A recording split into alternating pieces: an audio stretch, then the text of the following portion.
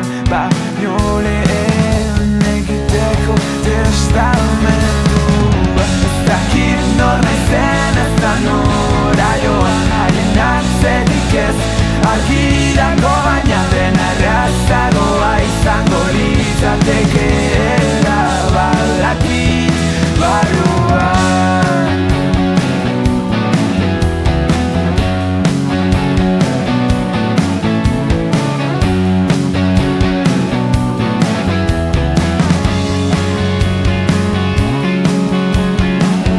Gustuko dut mozortzea, zuria hotxa ez entzutea, klasean denbora galtzea, irakasleen sermoiak maite ditut zurekin.